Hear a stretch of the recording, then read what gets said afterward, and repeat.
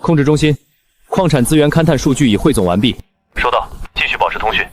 明白。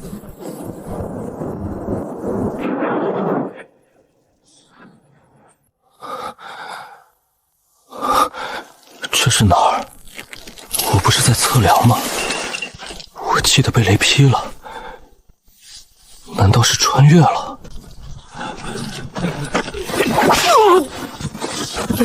官爷饶命！官爷饶命！走快点儿，耽误了时辰，把你们全丢在这戈壁滩上喂野狼！兄弟，我们这是被押去哪儿？你摔傻了？咱们都是被流放到青石镇的罪人。听说那鬼地方10个人进去，能活下来1个就不错了。马匪、瘟疫、饿死，随便哪样都能要你的命。死了，拖路边去，别挡道。是。我林远，高级工程师，有车有房有前途，结果一道雷把我送到这个鬼地方，还是一个流放犯。以后我再也不敢发誓了。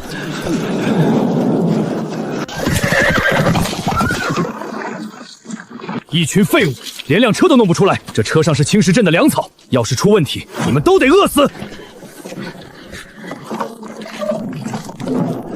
队长，我有办法把车弄出来。你一个流放犯，你要是弄不出来，我赏你10鞭子。我要是弄出来呢？弄出来，今晚多给你半个万头。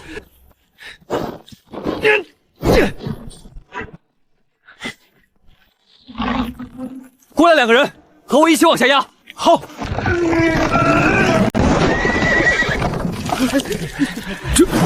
这怎么可能？一根木棍就能撬动整辆车？这叫杠杆原理。给我一个支点，我能撬动整个地球。什么杠杆？什么地球？你小子说话怪怪的。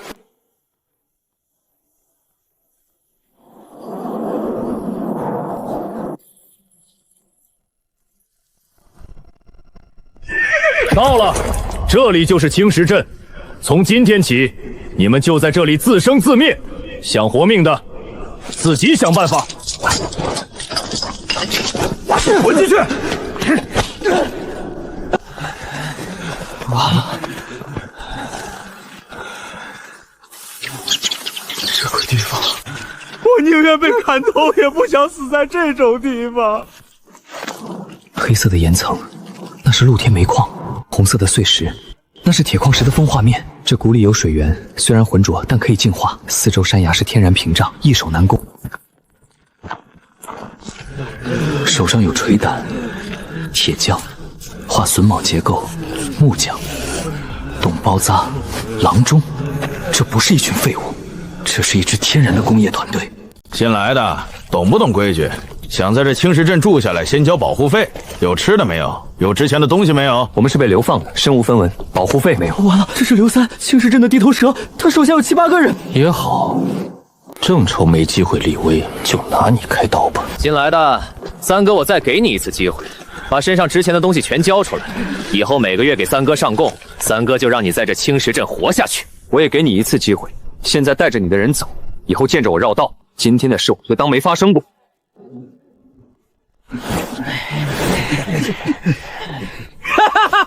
你们听到没有？这小子说给我一次机会。三哥，这小子8成是疯了。给我打，打到他跪下叫爷爷！愣着干什么？一起上！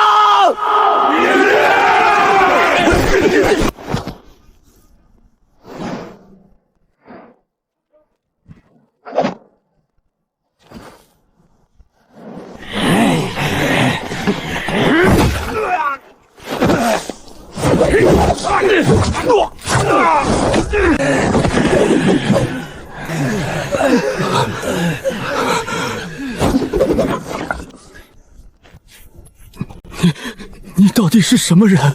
一个流放犯，不过嘛，懂一点物理，也懂一点人体结构。别过来！你再过来，老子捅死你！匕首不是这么握的，刀尖朝下才使得上力。你这样握，我空手都能夺下来，信不信？放屁！老子捅死你！放手！放手！我说过给你机会，你自己不要。这人身手这么厉害，刘三在这青石镇横虽被人打成这样，打得好！刘三这狗东西早就该有人收拾了。从今天起，青石镇没有保护费这一说，谁有本事凭双手活，谁欺负自己人，别怪我不客气。说得好，我早就说过刘三这孙子了。我叫刘铁柱，打铁的，以后跟你干了。在下姓孙，干木匠活的。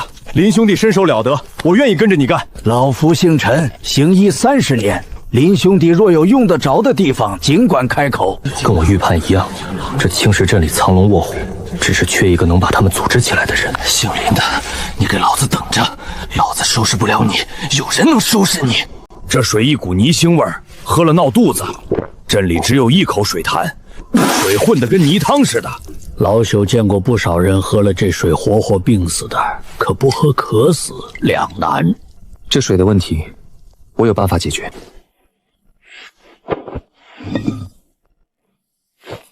嘿，这水变清了。简单过滤只能去杂质，要净化还得烧开。这些法子老夫闻所未闻，你从哪儿学来的？从很远的地方。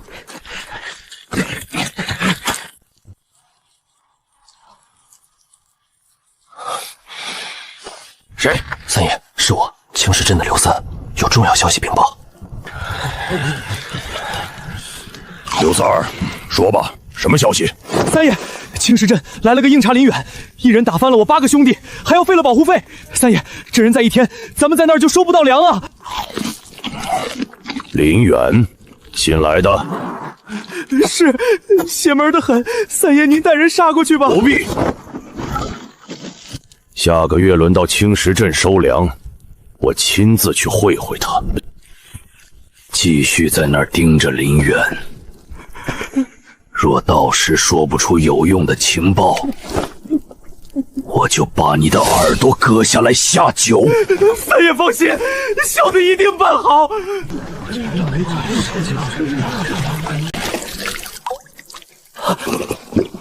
甜，这水是甜的。头一回喝到没泥腥味的水。林兄弟，这手绝了，以后我这条命就是你的。铁柱，你看那片黑色岩层，那是煤；那片红红色的碎石坡是铁矿。孙木匠，这谷里有木材，虽然不多，但够我们用一阵子。陈老，你认识草药，这四周山上一定有药材。林兄弟，我们在这困了2年，只看到死路一条。你来了才1天，怎么就好像看到了完全不一样的东西？因为我看问题的角度不一样。各位，我先说清楚，1个月后马匪会来收粮，刘三已经去通风报信了。我就知道，刘三那个狗东西，昨晚肯定连夜去报信了。林兄弟，咱们得赶紧跑啊！跑哪儿去？出了山谷就是戈壁滩，不出3天就渴死。跑是死路一条。那怎么办？血手的人杀人不眨眼啊！用这1个月时间准备，打一场有准备的仗。打？我们连像样的刀都没有，怎么打？煤矿、铁矿、人力我全有。这1个月，我要让青石镇变成一座堡垒。血手，你不是要收粮吗？到时候让你收个够。今天开始，刘铁柱负责找铁料搭炉子，孙木匠负责砍木材做工具，陈老负责采药材准备伤药。至于建成炼铁、造武器的技术方案，我来出。三哥，咱们真要帮马匪盯着林远？废话，我回去之后都给我装得跟没事人一样，把林远的一举一动全给我记清楚。那要是林远发现咱们，那就让他发现不到，等血手来了，看他还怎么嚣张。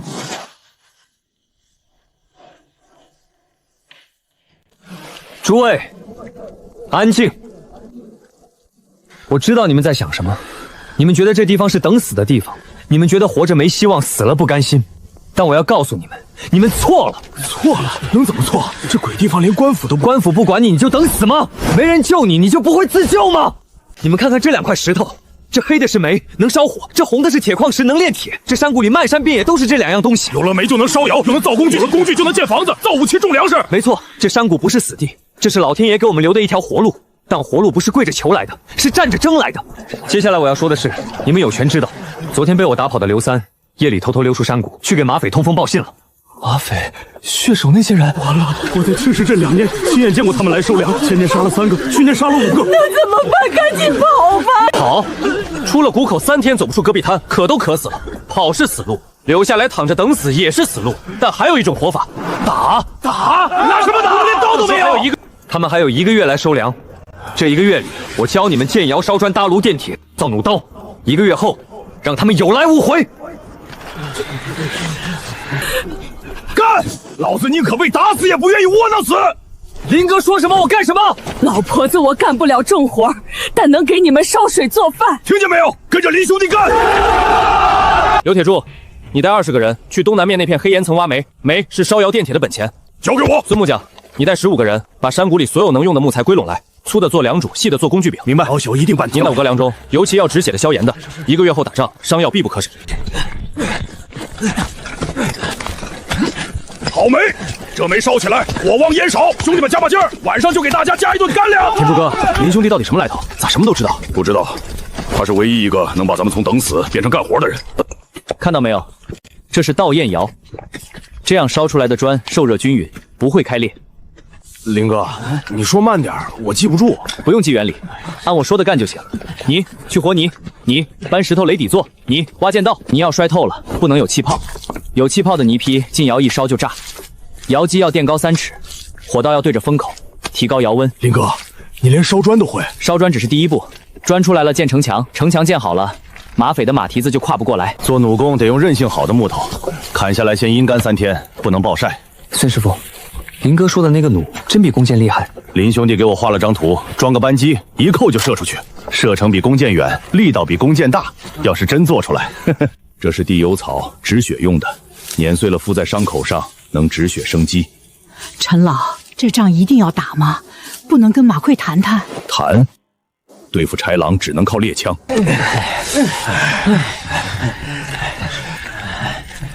第1天做到这个程度，很好，但还不够。明天开始，速度要提1倍。是。三哥，姓林的今天忙活了一整天，建什么砖窑，还挖煤、砍树、买药，全镇的人都跟着他干了，没有一个人闲着。还有呢？还有，他让人在谷口挖沟，说是什么壕沟，还把女人和小孩都编了队，说是什么后勤组，连60岁的老太婆都有活干。这姓林的，他是真想跟血手开战，疯了，真是疯了！不能让他真把防御工事建起来，建起来了，血手打不进来，我们这些耳目就没用了，没用的下场，下场你们知道。那咱们怎么办？建成得用材料，材料堆在一起，一把火就能烧光。你们夜里去2个人，给我把他那些木材全点了，记住，别让人看见。三哥，万一被抓住，抓住了，你知道该说什么吧？敢供出老子，你的舌头就别要了。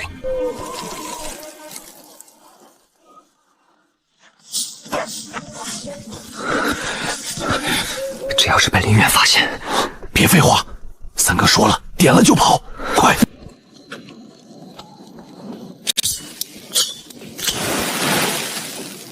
这破火连不行，用嘴吹，轻点吹。我猜刘三这2天会搞速总，没想到这么快。放火烧材料，谁的主意？是我们自己的主意。全招了，打一顿放；不招，打断腿扔山沟里。招，什么都说。刘三让我们烧了木材，还让我们盯着你的一举一动，等血手来了全告诉他。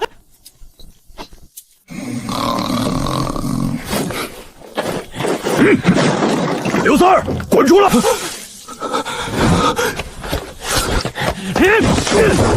干什么？林远，你凭什么抓我？凭什么？你派人烧材料，勾结马匪通风报信，这里随便一条就够让你躺上1个月。林远，你别得意，血手三爷马上就来。你以为凭你这点人，这几个木毛真能挡得住血手？做梦！把他和他的人全绑起来，手脚都绑结实，扔在地窖里，每天给1碗水半个窝头，别死了就行。等打完仗，再放他们出来。你这个畜生！去年我儿子不过藏了1斤粮，不想交给马匪，你就告密让马匪打断了他的腿。我家男人就是因为你跟马匪串通才没命的。听到了吗？不是我要收拾你，是你欠的债太多。内鬼清楚了，接下来29天，每过1天，我们就抢1份。马贼，来吧，我等着。普通的土炉子烧不出铁，温度不够。我们要建的是高炉，炉身要高，要鼓风。炉身越高，炉料在炉内停留的时间越长，温度越集中。林兄弟，我打了半辈子铁，用的都是皮囊鼓风的小炉子。你说的这个高炉，真有那么厉害？普通的土炉子烧不出铁，我们要建的是高炉。高炉能炼出生铁，有了生铁，再把它炼成熟铁和钢，就能造刀剑和箭头。这个技术炼，一步都不能少。粘土里要加稻草段，加了草筋才不容易开裂。炉壁要砌3层，内层耐火土，中层碎石粘土，外层普通土坯，总厚度最少要3尺。这么厚，得用多少料啊？不够厚就经不住高温，炉温升到能熔铁的时候，普通土发直接酥了。到时候炉子塌了，铁水漏出来，人全得烫死。明白了。林兄弟，这条斜洞是干什么用的？这是鼓风道，风从这里鼓进去，直吹炉底，炉火才能烧到熔铁的温度。原来如此，可风从哪儿来？用皮囊的话，这通道太深了，皮囊鼓不进去。不用皮囊，用水力。水流虽然不急，但架水车够用了。孙木匠，我需要你做一个直径8尺的大水轮。水车我在南边见过，用来灌溉的，但用来鼓风还真没见过。原理一样动，带动连杆，连杆连着一组皮囊，皮囊轮流鼓风，水轮转多快，鼓风就有多大。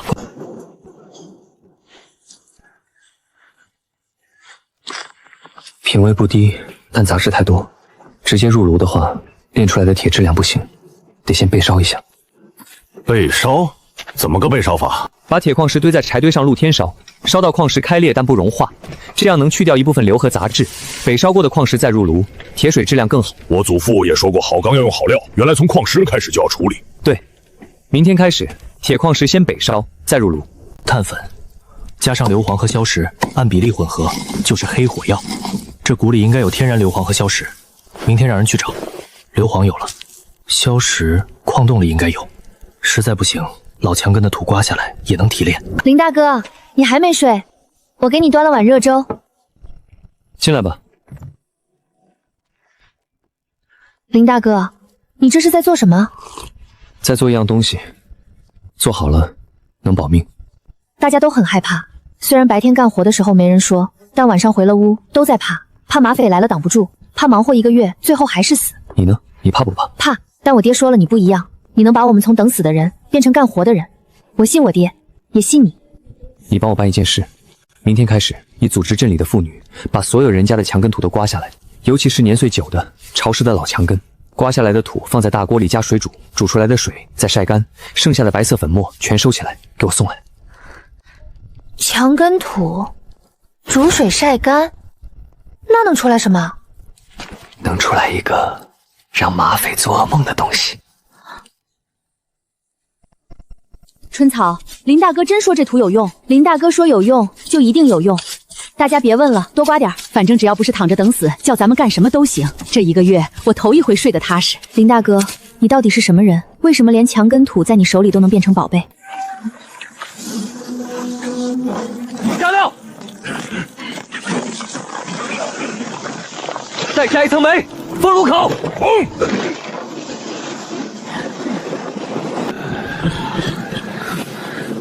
林兄弟，烧了1整天了，快了，会不会？你们看炉口的火焰颜色，开始是橘红色，现在变成了亮黄色，里面带白芯，这温度差不多了。铁柱，你是铁匠，你来开炉。好。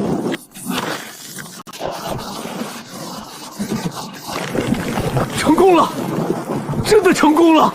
老天爷，我活了50年，头一回见到铁水像河水一样。你们看到了没有？这就是我们自己炼出来的铁。有了第1块，就有第100块、第10000块。有了铁，我们就有犁头、有菜刀、有钉子，也有箭头、有刀剑、有铠甲。林哥，你是神，你是老天爷派来救我们的神。我不是神，我只是一个会用脑子的人。这块铁不是我一个人炼出来的，是你们所有人挖矿、烧煤、砌炉、车水一起炼出来的。管你是不是神，反正跟着你干，老子心里痛快。你看大家的表情，跟3天前完全不一样了。现在还只是开始，后天开始，每个有手劲的人都得学射弩。那火药的事，没人知道。继续煮墙土，提取硝子，这事暂时保密。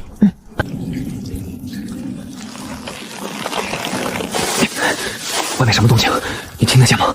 好像有人在欢呼，很远，听不清。他们能欢呼什么？一群等死的东西还能分出花来？等血手来了，我看他们还怎么欢呼。三哥，咱们怎么办？一直被关着吗？忍着，血手3爷一定会来，到时候林远那帮人全得死。咱们只要能活到那一天，就是赢。投石车配火药弹，射程300步，弩机阵地3层交叉火力，壕沟加陷阱，步兵用长矛阵封口。只要你们冲不破这3层防线，来多少人都是送死。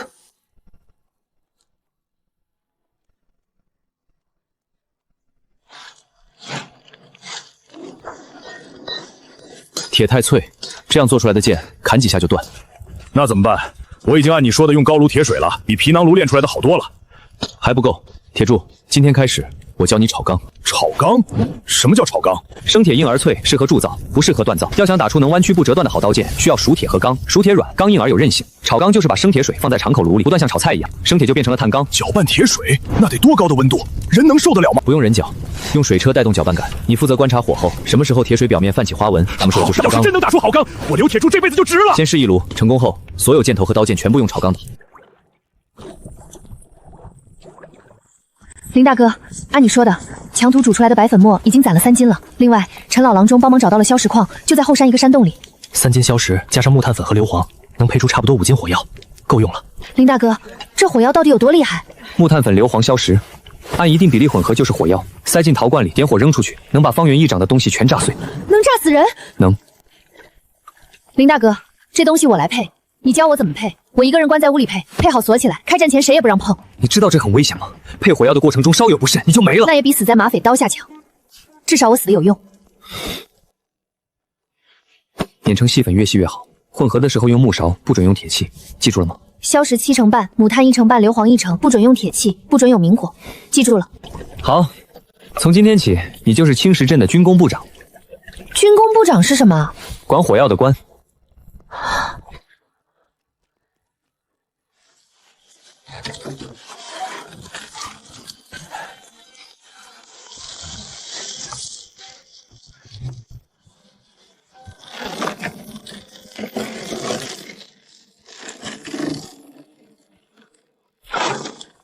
不行，这硬木还是不够硬，拉满几次就变形了。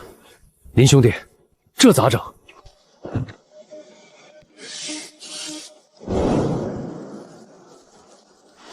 木头的确不行，去找刘铁柱，让他用铁做卡槽，木头弩身保留，但扳机、卡槽、弩弦挂钩全部换成铁剑。铁剑？对啊，咱们现在自己能炼铁了，我这就去找铁柱。别急，我还要你做一个东西。什么东西？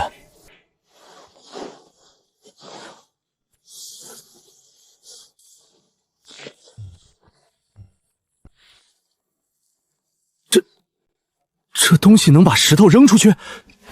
不只是石头，装火药的陶罐也能扔。配重箱里装土，能调抛射重量。释放钩用铁打，射程至少300步。你带人先做2台，架在谷口2侧高地上，2台交叉覆盖，能把谷口前300步范围全部覆盖。300步，300步外杀人。林兄弟，你到底是何方神圣？一个想活着看到明天的人。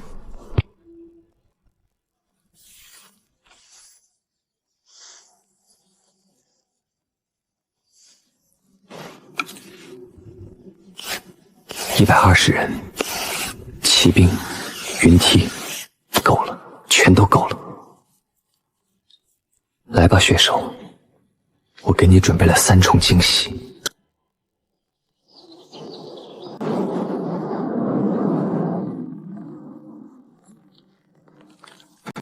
韩叔，你说马匪会不会提前来？林兄弟说了，谈到的就是20多天后，但那帮亡命族不按常理出牌，咱们不能赌，瞪大眼睛盯着就是。韩叔，你看，林哥又一夜没睡。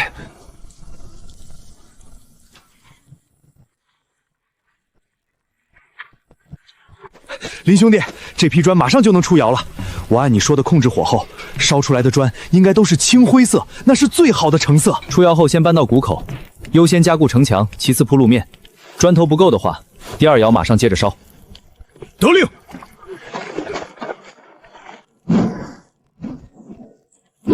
林兄弟，你看，这是第3炉炒钢了。这一炉的纹路比前2炉还漂亮。这钢打出来的箭头，淬火之后硬的能钉进石头缝。炒钢工艺稳定下来了，现在开始，箭头全部用朝钢打。另外，弩机的铁箭打好了吗？打好了，20副弩机铁箭，扳机、卡槽、弩弦挂钩，全是按你图纸打的。林兄弟，铁箭打好了，20套，今天开始组装。弩身用硬木，铁箭嵌进去，装好之后拉到鼓室试射。我要测射程和精度。组装的时候注意，弩弦要用3层麻绳绞合，绷紧之后张力才够。扳机槽和卡槽的配合间隙不能超过1片树叶的厚度，太紧拉不动，太松走火。明白。我今天先装5把出来，试射之后你看了再批量装。看好了，这就是弩比弓强的第一个原因，省力。这力道射在人身上直接就穿透了。这就是弩的第2个优势，上手快。从今天开始，石头，你负责训练弩手。石头，告诉他们弩机威力虽大，换箭速度都慢，必须保证第一发就中。是，大家都听好了，3段轮射，第一排，预备。孙师傅，底座加固的不错，今天太阳落山前，务必把它拆解搬到左侧崖壁，我要亲自测落点。铁柱打的铁箍严丝合缝，拆迁快得很。二虎，带人过来抬梁。这个位置好，2台交叉覆盖，鼓口正面无死角。封口不够严，明天用松脂封口，2层够了。记好了，投石车用的火药火弹，不到万不得已不动用，这是底牌。我记着。林大哥，你说我们做完这些准备，马匪会不会就不敢来了？不会，他们骄横惯了，不会把一群流放蒙放在眼里。就算看到城墙和壕桥，他们也只会觉得是垂死挣扎。那他们来了，看到弩气和火药，会不会跑？跑？晚了，他们选了来犯，就得付出来犯的代价。我不主动惹事，但欺负上门的，有一个算一个，全留下。青石镇每天都在变，城墙起来了，弩机到位了，投石器架好了，火药备足了，现在只剩下等。林兄弟，这道墙比我想的还结实，别说马匪，就是正规军来，不拿工程器械也翻不过来。这砖是青砖，烧3天3夜出来的，硬的铁锤都砸不碎。砖好，墙才稳，但墙再高，没人手也是摆设。石头到，弩手训练继续。从明天开始，训练场地换到城墙上，用射击筒练瞄准，习惯居高临下的射击角度。明白。三哥不对劲儿啊，外面那些声音越来越大了，打铁的声音从早到晚不停，还有那个什么弩嘣嘣响，一天比一天响的勤。他们不会真把城防建起来了吧？慌什么？一群流放犯能把城防建出花来，就算砌几块破砖头，能挡得住100多骑兵。血手三爷是正规军校尉出身，你们见过正规军打流放犯输过的吗？等血手来了，林远在外面折腾的那些破烂全都不堪一击，到时候我们就是青石镇唯一给血手报过信的人，我们的好日子在后头。这几天巡逻队有没有带回什么消息？刘三有没有新的联络？三爷，自从上次送信之后，刘三那边就断了联络。青石镇好像安静的不太对劲。三爷多虑了，一帮流放犯能折腾出什么来？咱们100多个弟兄压过去，踩都把他们踩平了。传令下去，8天后出发。所有弟兄检查马匹和兵器，工程云卡装车。另外，先分队提前3天出发，看清楚谷口的虚实。还有半个月，城墙完工了，20台弩机已经全部部署到城墙上，投石车调试完毕，火药储备40个小罐，6个大罐。血手，你来吧，我把整个青石镇变成了一台绞肉机，你踢到的不是一块豆腐，是一块铁板。听好了，这一仗怎么打？所有人记住自己的位置，打起来之后不准乱。沟底的尖桩会废掉第一波冲过来的马。城墙和弩机阵地，20台弩机分成3组轮射，弩手50人，赵石头指挥。交给我。第3道投石机，先用实弹轰乱队形，等他们集中冲锋的时候换火药弹。孙师傅负责操炮，我亲自操炮。春草负责火药弹的保管和运输，用干草垫着篮子，不准跑，不准摔。我亲自运，每一步都是慢走。这仗打完，只要你活着，我跟定你了。老六把我想说的说了，这20天头一回觉得自己是个有用的人。我也是。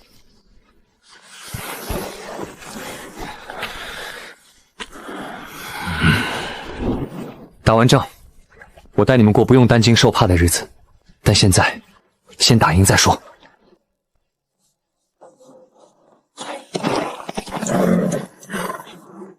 不对劲，2个月前这里什么都没有，怎么突然冒出来一道墙，里面还亮着火光？回去禀报三爷，是不是几块石头，让三爷定夺。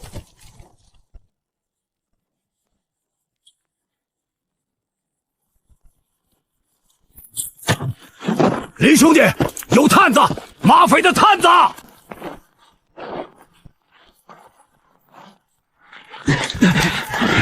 林哥，他们发现了。探子看不清细节，但他们回去会禀报血手，谷口有墙，血手可能会提前试探。提前？咱们准备好了吗？准备好了。青砖、箭头、弩机、投石车、火药，3道防线全部就位。马贼什么时候来，我们就什么时候打。位置变了，该怕的不是我们。三爷，青石镇外突然起了一道城墙，虽然不算高，但建得很稳，而且镇子里打铁的声音震天响，即便是在谷外听得真切，想必是在疯狂赶造兵刃。杨打铁声，林远，看来他想在青石镇筑巢。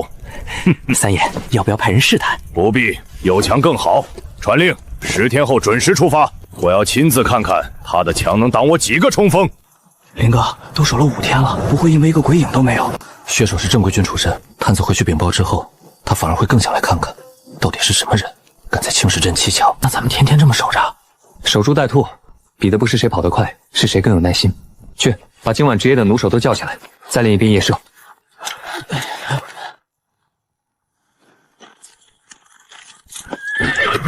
三爷说了，今晚摸到青石镇谷口，不进攻就摸摸底，看看那道墙到底多高多厚，有多少人守着，看清楚了就撤，别打草惊蛇。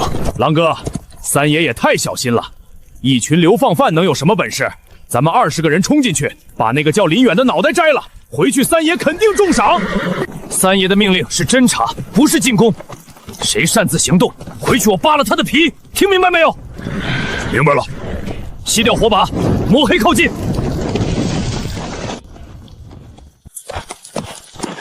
不是简单的墙，墙上有射击孔，排列很整齐，崖壁两边夹的肯定是武器。这他娘的不是临时堆的石头，是正经的防御工事。狼哥，那咱们还摸过去吗？摸，工事再好看也得看是谁守。你去挑5弟兄往下马，徒步摸到壕沟边，看清楚城墙厚度和守兵数量，其他人留在这里接应。这沟少说2丈深，沟底全是削尖的木桩，掉下去直接串成糖葫芦。这他娘的真是流放犯挖的。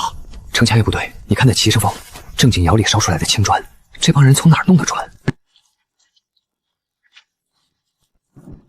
你们看上面那2个大架子，我看着像投天器一类的东西，我在凉州军营里见过差不多的。投石器，流放犯会造投尸。狼哥说的对，这地方邪门。林哥，外面的动静不对，我听到戈壁滩上有马蹄声，数量不少。马踏下之后，有脚步声靠近壕沟，多少人？马蹄声大约20骑，靠近壕沟的脚步声大概4、5个。先锋侦察队来摸底了。林哥，打不打？不打，让他们看。把弩机都放低，别在火把下面露头。所有人退到射击孔后面，不准出声。让他们看，那不是暴露了？我就是要让他们看，让他们看到壕沟，看到城墙，看到崖壁上的投石车，让他们回去告诉血手，青石镇不好啃。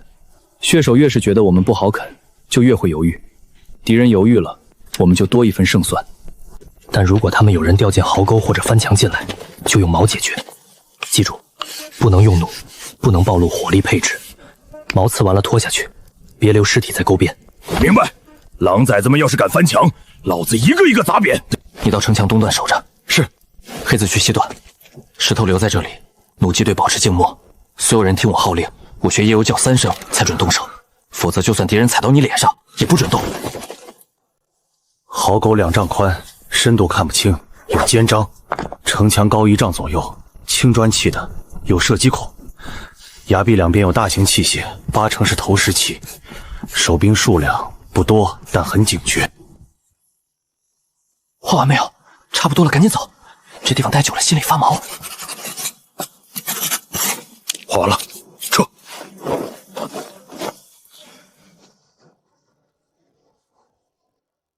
看清楚了吗？狼哥，全看清楚了。那道墙不是临时堆的，是正经青砖砌的防御工事。壕沟又深又宽，沟底全是尖桩，崖壁两边架着投线器。我用人头担保，绝对是投线器。手兵不多，但工事太硬了。投绳器，青砖城墙，这些流放犯到青石镇才多久？不到1个月，建成了这样。狼哥，这地方太邪门了，赶紧回去禀报三爷吧。撤！回去跟三爷说，青石镇不是软柿子，是块硬骨头。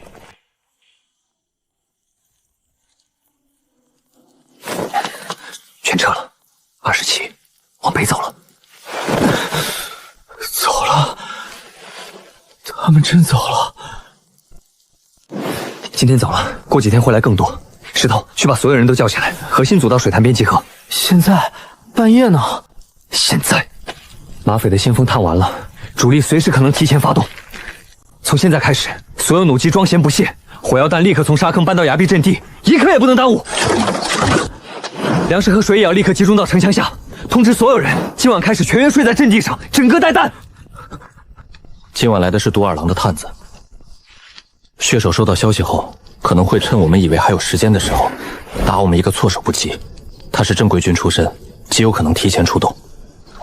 他打的就是我们的措手不及，我们偏要在这里等着他，所以我宣布，全镇立刻转入最高等级的临战状态。铁柱，炼铁房全部停产，所有人编入毛队备战。放心吧，林兄弟，交给我了。那炉子今晚就封，没个结果绝不再开。孙木匠，2台投石车再检查一遍，配重箱全部挂好，投石车旁边各放1桶水，万一着火立刻泼。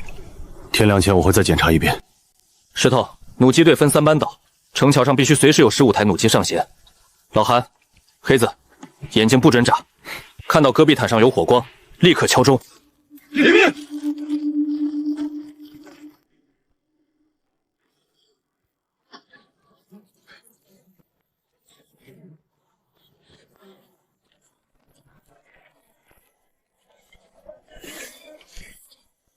运了多少了？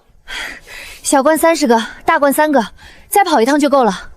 不用跑了，留下的做后备，运完就去歇着，别硬撑。我不去，我就守在这儿。那就守着，但要蹲在石头后面挡冷箭。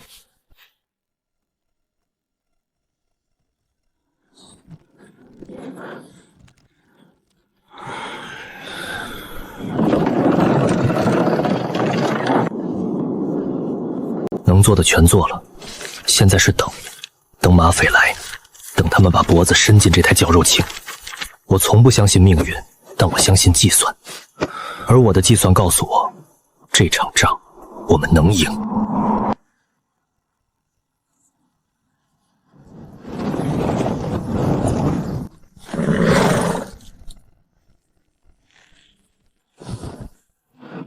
弟兄们，独耳狼回来跟我说，青石镇砌了墙，挖了沟，还在崖壁上架了家伙，说那地方不好打，不好打。我们是马匪，我们这些年打过的寨子，哪一个没有墙，哪一个没有沟？最后呢，墙塌了，沟填了，寨子里的人全杀了。青石镇那帮流放犯来了不到1个月，以为砌几块砖头就能挡住我们，挡得住120个骑兵，挡得住攻城云梯，挡得住老子的刀，挡不住。明天出发，踏平青石镇。那个叫林远的，把他的人头留给我，其他人一个不留。踏平青石镇，一个不留，一个不留。踏平青石镇，一个不留。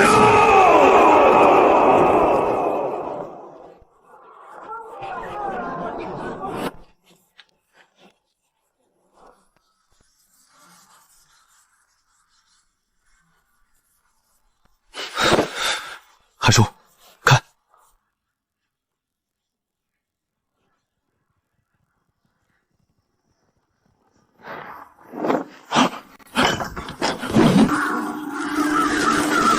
马匪来了！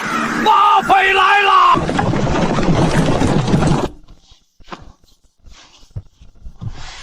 所有人听着，马匪来了！120个骑兵，有弓箭，有云梯，人数比我们多，马比我们快。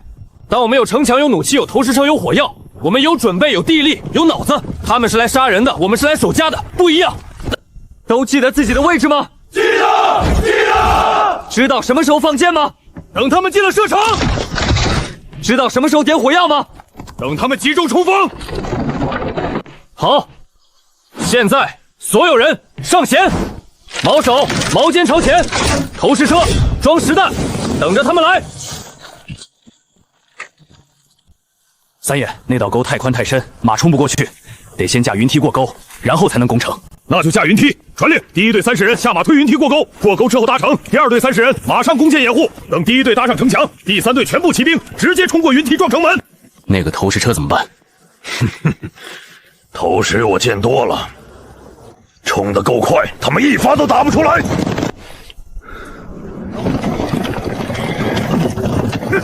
等他们把云梯架到沟这边，开始往城墙上搭的时候，那才是射击窗口。孙木匠，投石车先不要动，等他们抱团。明白。等云梯搭上城墙再射。300步，200步，100步。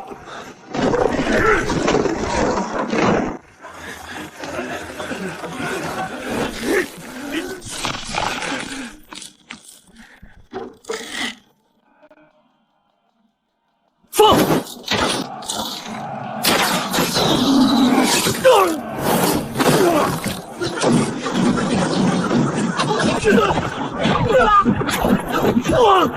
一排装箭，2排发射，轮换，轮换。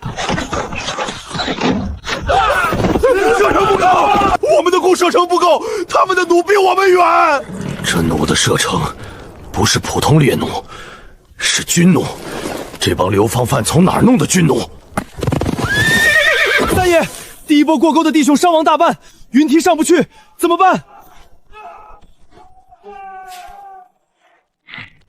收兵，把活着的人叫回来，重新整队。三爷，这帮人不是普通的流放犯，正面强攻损失太大。点火！三爷，今晚扎营。明天拂晓，全军压上，用烟熏，拿命填。我就不信120个骑兵填不下一道1丈高的墙。今天只是试探，明天他们会拼命。通知所有人，今晚不准熄火，轮班值守。真正的恶仗在明天。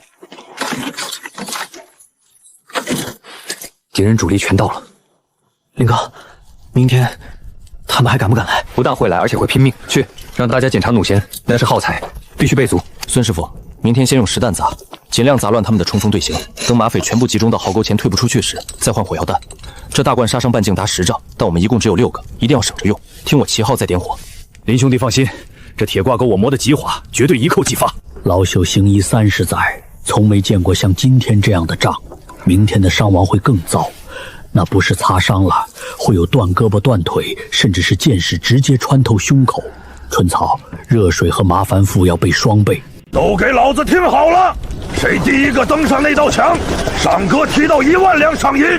要是能活捉林远，我再加5000两。我要在那道墙下看着他绝望求饶。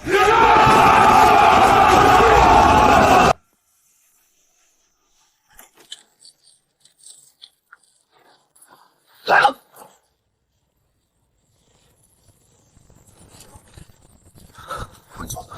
看好牌。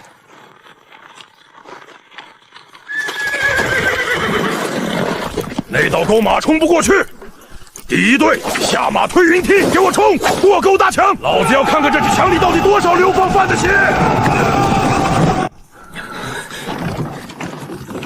林哥，200步了，放不放？再等等，等他们把云梯架到沟上，弩弦只有这么多次发射寿命，不能昂置。弩机放！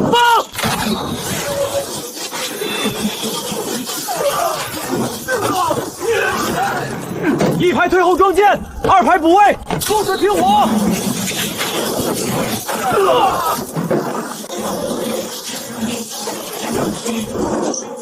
起！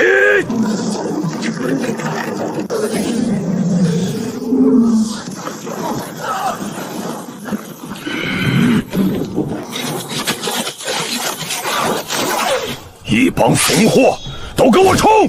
第3队全员上马，用战马把那破城门给我撞塌，一个不留！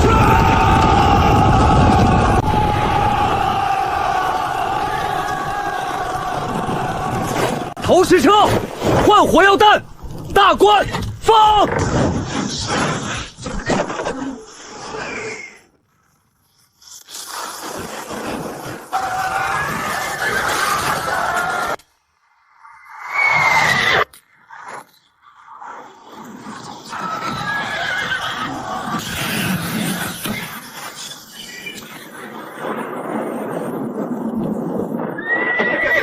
天雷，老天爷降天雷了！那是妖术，跑啊！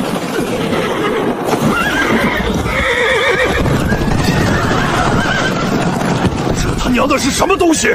火药？不可能！火药只有朝天的军旗局有，流放犯怎么会有火药？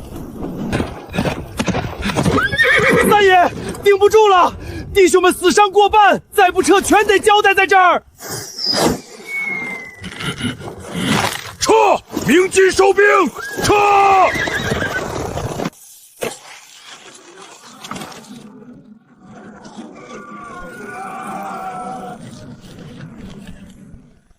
林远，你等着，这事儿没完。等我回去禀报赵大人，你一个流放犯私造火药，私助军械，拥兵自重，赵大人会派正规军来，到时候不是100人，是1000人、1万人，我看你怎么挡！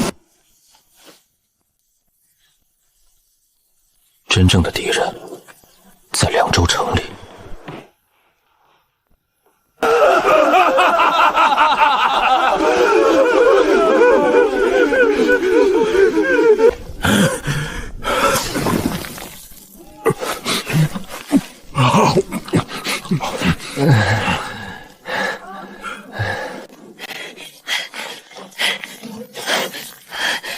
林大哥，我们赢了，真的赢了！赢了？伤亡统计出来了吗？死了3个弩手，伤了11个，毛手5个受伤，无人阵亡。陈老说，重伤的2个今晚是关键。3个，用3个人的命换了100个马匪，仗是划算，但他们不该死。把名字全记下来，在谷口立碑。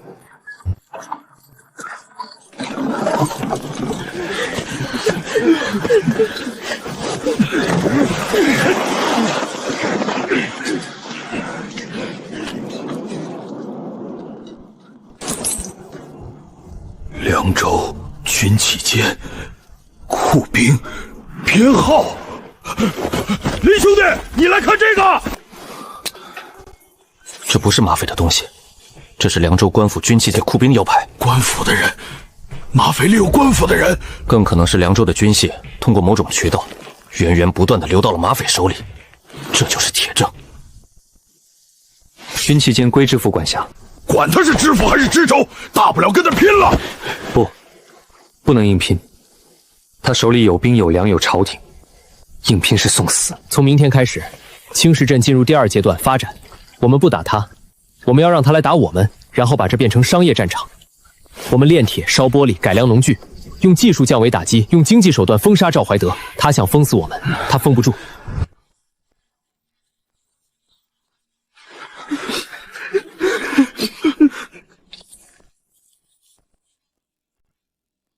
赵怀德，你是血手的保护伞，狗被打跑了，主人该露面了。但你不知道，我前世是个工程师。工程师最擅长的不是杀人，是创造。在官场你呼风唤雨，但在技术上，我要让你感受什么叫降维打击，看看谁先撑不住。这不是土造的铁，是正经炒钢。凉州军器监都打不出这种成色的钢，一个流放犯到底是怎么做到的？三爷，能动的弟兄只剩26个了，重伤的12个怕是挺不过去。26个，出发前120个，回来只剩这些，意味着我们在凉州已经站不稳了。那些闻到血腥味的山寨都会扑上来。与其等赵大人派人来问，不如我亲自去。给我备马，明天一早，我亲自去凉州府衙禀报。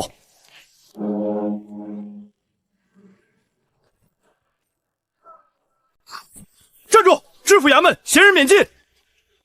鹰嘴柴血手求见赵大人，有紧急军情禀报。等着！大人，鹰嘴峡的血手在外面求见，说有紧急军情。让他进来。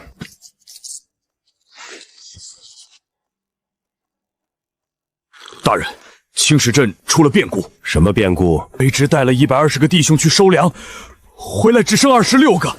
林渊把青石镇修成了一座堡垒，卑职无能，打不下来。你说一个流放犯1个月之内带着100个流放犯，在荒山野岭里建了城，炼了铁，造了弩，配了火药，然后你用120个骑兵去打他，结果被打得只剩46个逃回来。是。那你知道这件事传出去意味着什么吗？凉州地面上其他势力会怎么想？被一群流放犯用土造的火药炸得稀烂。凉州的秩序，我赵怀德说了不算，一个叫林远的流放犯说了才算。大人息怒，卑职愿意将功赎罪。只要大人给我再调200官兵，我这次一定再调200官兵，然后让更多人知道凉州官府和你有关系。你嫌本官头上的乌纱帽太稳了，是不是？你说他在青石镇炼铁，出铁量多少？具体数量不清楚，但他造了至少20台军弩，2台投石车，箭头不计其数，这些都需要铁。卑职推测，他的炼铁能力至少一天能出几10斤铁。青石镇周边有铁矿？有，据刘三之前送来的消息，山谷里有露天煤矿和铁矿砂。煤矿、铁矿还能配火药。你打了败仗，但你带回来的情报倒不算完全没有价值。火药是陶罐装的火药，点着之后扔出来会炸，威力比朝廷的震天雷还大。林远，一个懂得运用天雷的人，有意思。既然他想把青石镇西域变成铁板，那本官就让他看看，是他的铁板硬，还是本官的阿王密。我要让青石镇的一粒沙子都流不出来。仗打完了。马匪暂时不敢再来，但接下来凉州那边会有动作。赵怀德暂时不会直接派兵来剿我们，但他有别的招，封锁商路，禁止商退和我们交易，在凉州地界上把我们列入黑名单。他想用经济手段扼杀我们。经济手段？那咱们怎么办？咱们炼的铁卖给谁？不卖铁，卖比铁更值钱的东西。比铁更值钱？什么东西？玻璃。丝绸商会垄断布匹，盐铁官营，但我们有一种东西是所有人都会抢着买的，透明的玻璃。前天炼铁的时候，我发现炉渣里有琉璃化的石英砂。这山谷里不光有煤矿、铁矿，还有石英石。有了石英石和碱，就能烧出平板玻璃。玻璃，透明的玻璃。我在老家听说过西域商人带进来过琉璃盏，但那是彩色的，不透明。林兄弟，这玻璃真的能比铁还值钱？咱这一天天的折腾沙子，弟兄们心里都有点打鼓。它不是沙子，它是青石镇的命根子。只要第一块玻璃出炉，赵怀度的法网再密，也挡不住全天下的商旅往咱们这儿钻。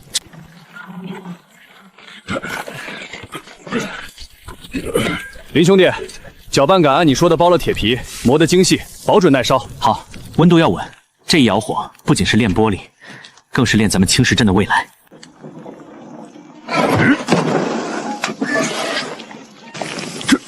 这竟然是透明的，跟水一样。这就是玻璃。赵怀离的封锁到此为止了。